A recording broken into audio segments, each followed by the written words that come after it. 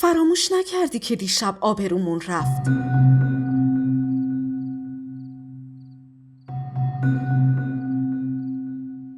چطور میتونم فراموش کنم؟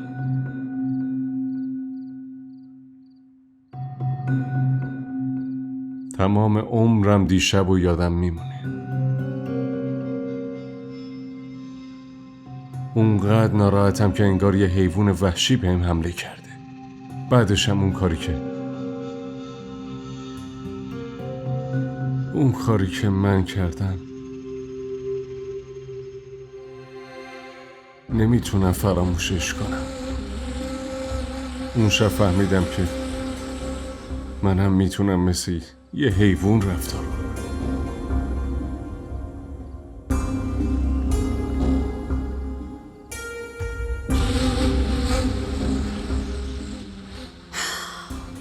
شاه این آبروریزی ها کی تموم میشه؟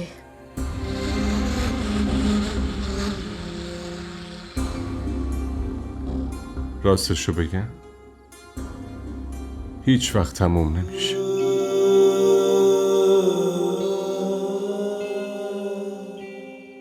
قبلا داستان عشقم سر زبونه بود. فکر کنم الان داستان بی‌وفاییم سر زبونم.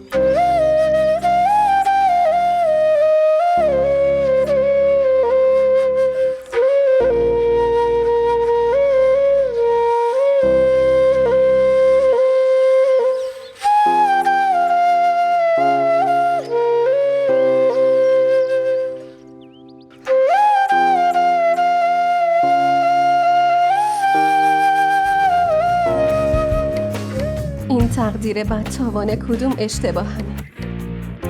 چرا من همیشه ناکام میمونم؟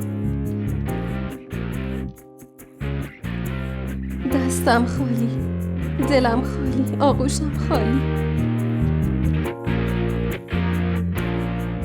خدایا، شاید قسمت من بدشانس اینه که اینجوری بی کس و کار بمیرم که هیچ نشونی از عذرای بیچاره نمونه. حالا که دوباره به هم زندگی دادی، حداقل دلیل زندگی کردن رو هم به هم